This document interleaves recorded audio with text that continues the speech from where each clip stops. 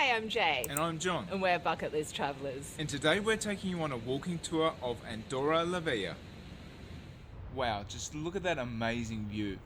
So we're here at the plaza of the Casa de la Vella, and the casa is just right ahead of us right now. Yeah, so this is a very historic landmark. It was built in 1580 by a prominent family in the area, and it was used as the Parliament building right up until 2011. And that is one of the longest running continuous seats of Parliament in Europe.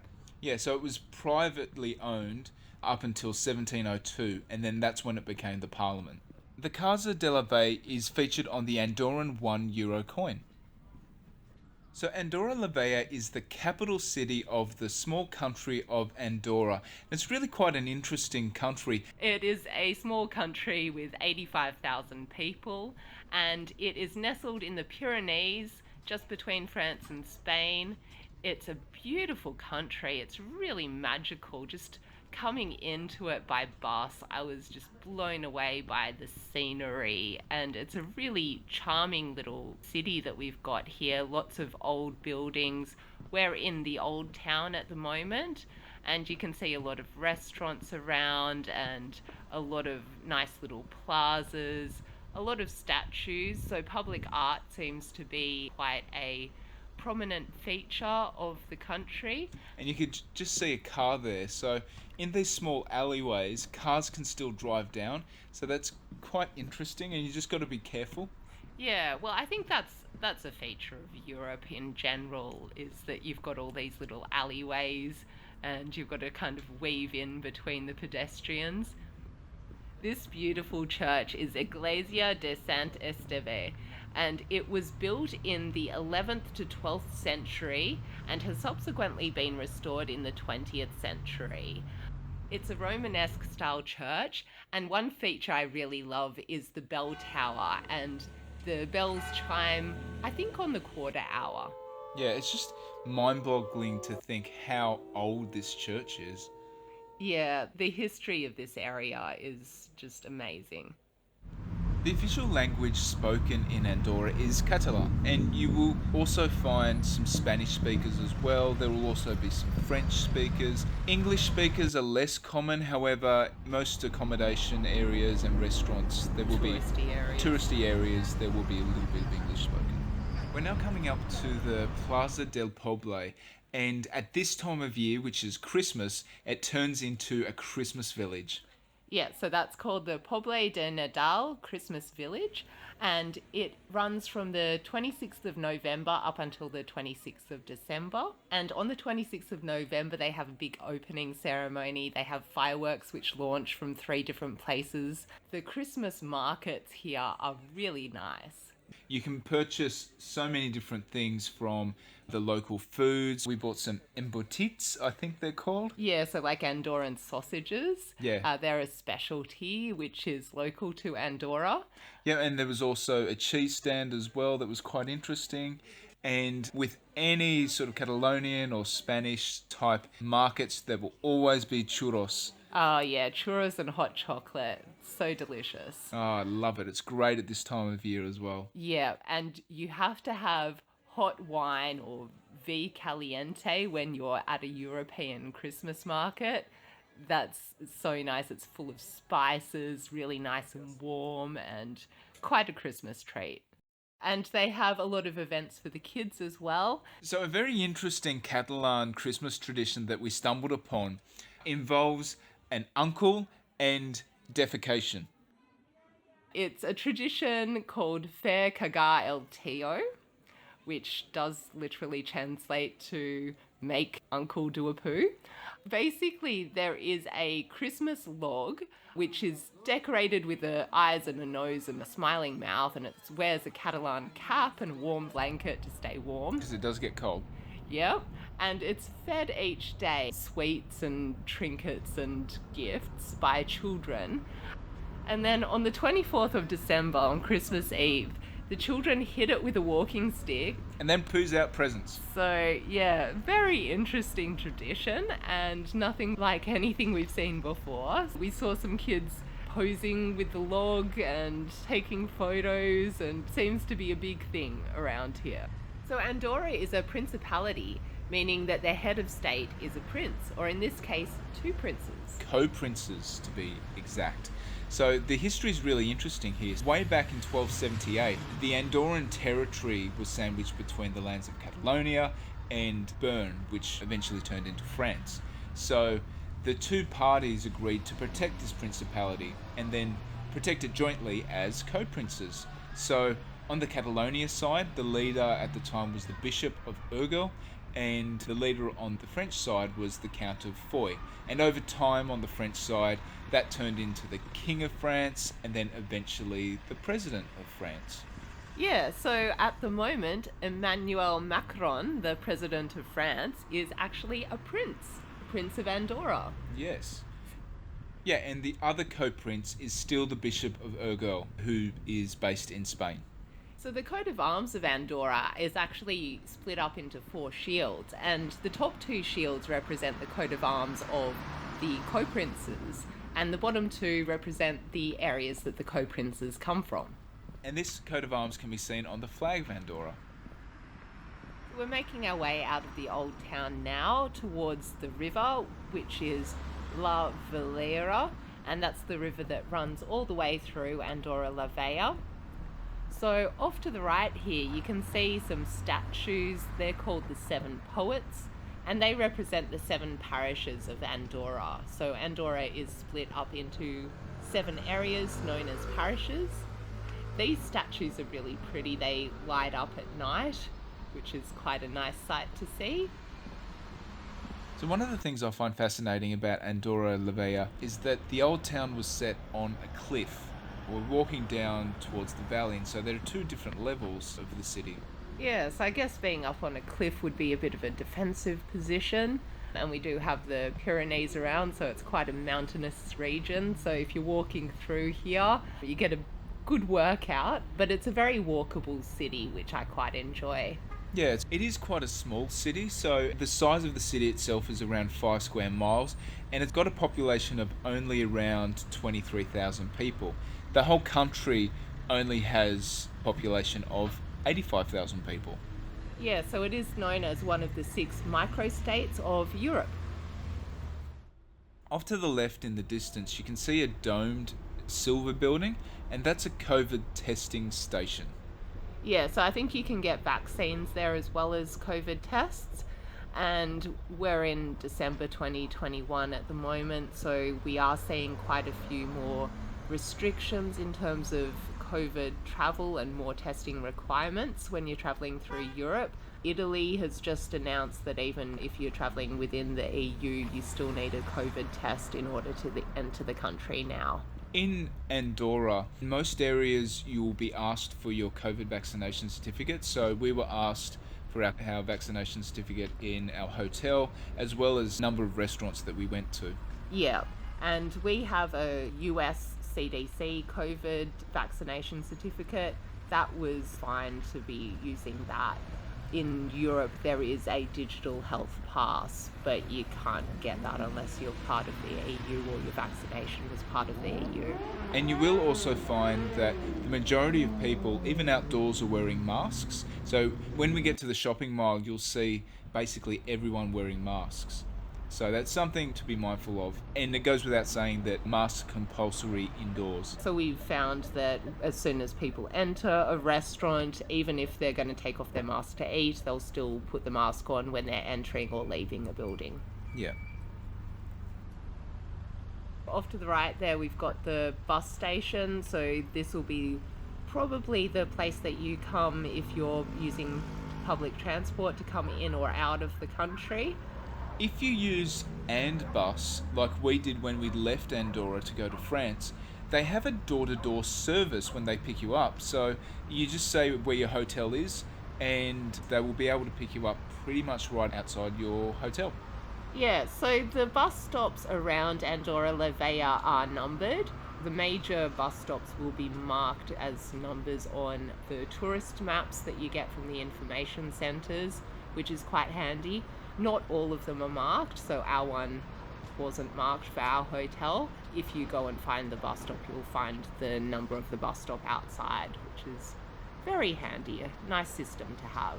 So transport in and out of Andorra la Vella is quite limited, so it is only via bus that you can get there. Or car. Oh, or car, of course. So the nearest airports are 3 hours away in either direction. So there's an airport at Barcelona in Spain or an airport in Toulouse in France.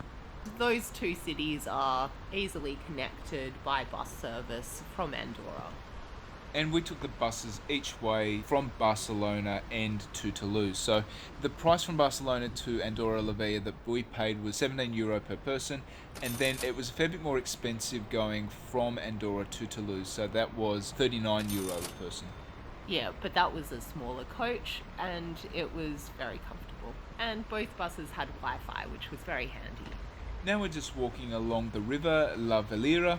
It's just a really scenic walkway with the snow-capped mountains in the background. It's just really beautiful. And you see lots of people walking around, running around, walking their dogs.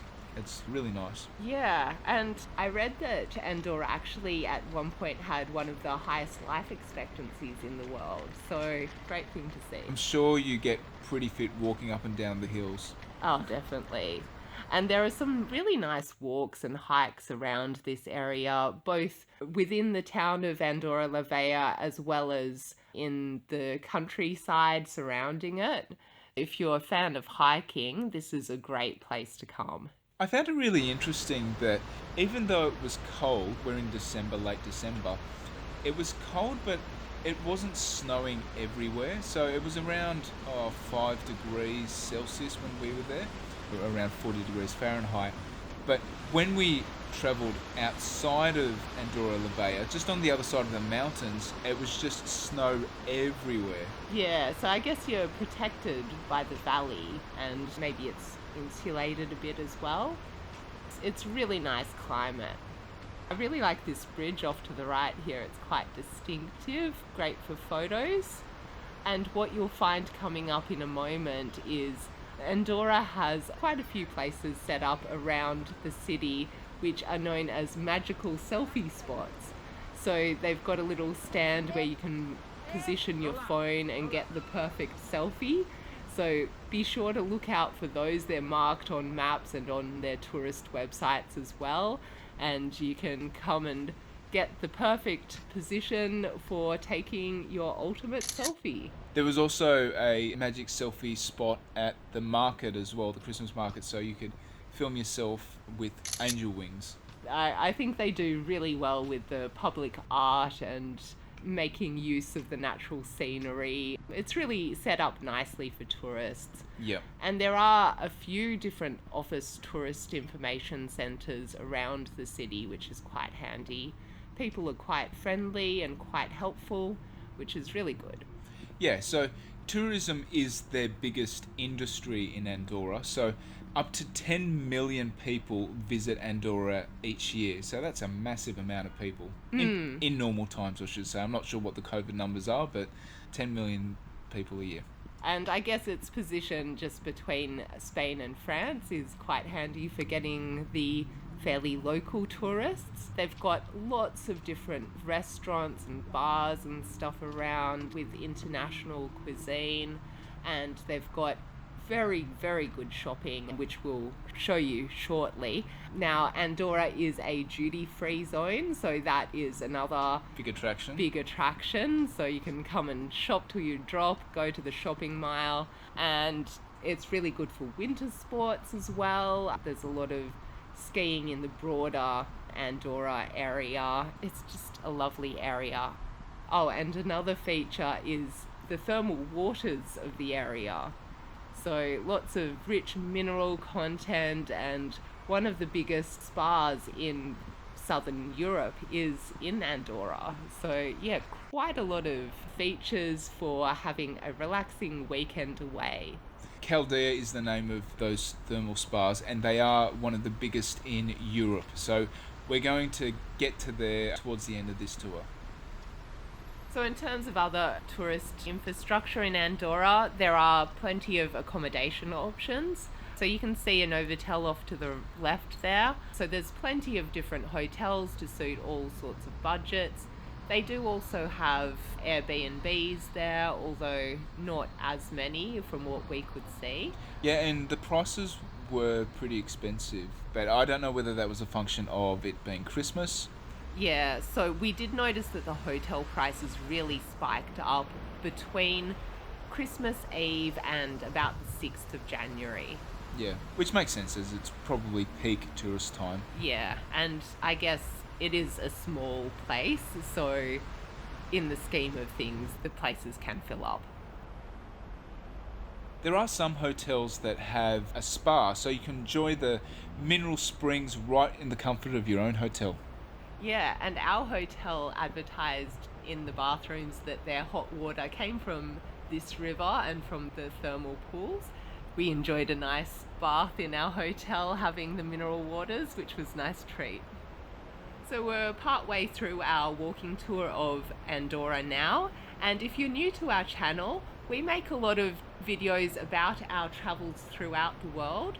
We actually lived in Nicaragua for a year and a half, so we've got a lot of videos about Nicaragua and about Central America, as well as our travels through North America and now Europe. So if you're interested in videos like this, be sure to subscribe. On our left is the Andorra La Vella Visitor Centre. This is a really useful resource for finding information on Andorra. We were told about the Andorra La Vella Christmas markets here.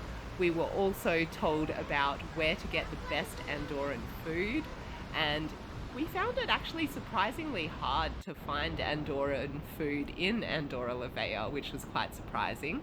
There are a lot of international restaurants in Andorra La Vella. There's heaps of Spanish restaurants, there's even a lot of German restaurants as well. And pizza. And lots of pizza restaurants and Italian restaurants too. So it was a little bit hard to find Andorran restaurants, to be honest. So the old town has your best chance of finding things.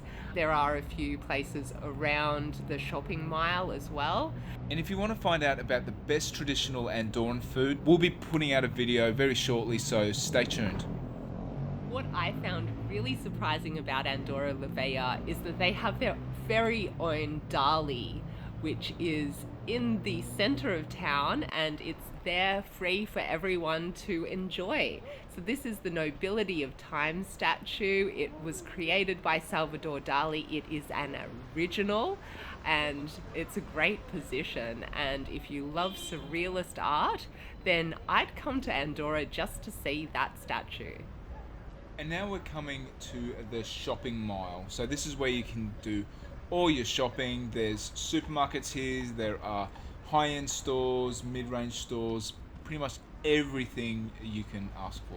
It's definitely the best place to shop in Andorra, and Andorra being a duty-free place, it's a great place to shop in Europe. So we highly recommend coming here to do your shopping. We did our Christmas shopping here. We are quite minimalist, so our Christmas presents to each other this year were a pair of socks. But Now that was the first clothing that we've got in maybe 18 months, we're not sure.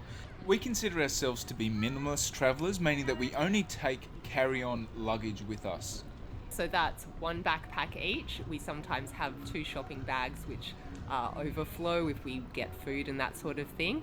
But yeah, basically one backpack each, and that's what we've had since our beginnings of our overseas travel. We're now in our 3rd year of traveling around the world with essentially the same things that we started with. Yeah, it's very liberating, and it does require a bit of discipline as well, especially if you're going in different climates. So going from winter in Europe to never-ending summer of Central America, it's just so much easier to travel around when you're going on buses or planes. It's just Very liberating. very liberating, and it's been life-changing for us. Yeah, definitely.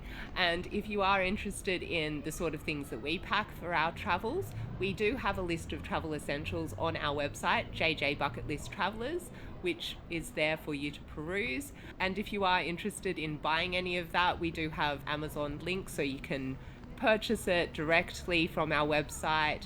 And that's at no additional commission to you, but we do get a bit of kickback from Amazon for doing that. Which helps us support our channel at no additional cost to you.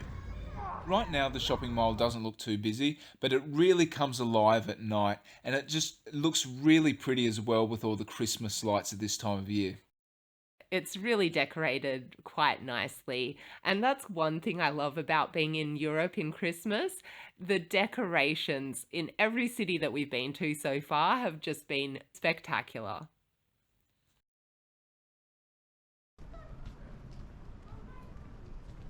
One thing I really like about the traffic lights in Andorra is that there are these lighted up panels on the ground that are lighted either green or red depending on what the traffic light is telling you. So it's a really good visual aid to make sure that you don't get run over. So that's for the pedestrian crossings. So very handy. And they also have a countdown for many of the pedestrian lights, so you can actually see how many seconds you have until you can walk again or until you have to stop walking. If you do decide to drive to Andorra la Vella, we have seen plenty of car parks around, so both above ground and underground. They're generally paid parking, but you won't be short of being able to find a place to park your car. We're now taking you away from the shopping mall and now towards the Caldea Spa. So this is one of the largest spas in Europe. They've got two different sections in the Caldea Spa. They've got an over 5s and an over 16s section. It costs around €40 per person for entry. It isn't the cheapest place to go, but it is one of the biggest and best spas in Europe, and it's in this beautiful building. It's got like a steeple there. It looks like a glass cathedral, and you can actually see really nice views out onto the city of Andorra la Vella from inside the spa. So it's a very popular place. They do have timed entry, so you have 3 hours for your entry when you go there, and you should try and book ahead as well, because booking times are limited, so be sure to book ahead so you get your spot. And you can book online as well. We just turned up there around 3 p.m. in the afternoon, and we were able to go in at that time. However, from only for the general admission for the over 5s, like the family area, not for the adults only section. That was full. That was already full. And at peak times are from around 6 p.m. onwards, so just bear that in mind. So if you love your spas, this is a must-visit destination in Andorra, so be sure to book ahead to get your spot. We hope you enjoyed this walking tour of Andorra la Vella. We are Bucket List Travellers. See you next time.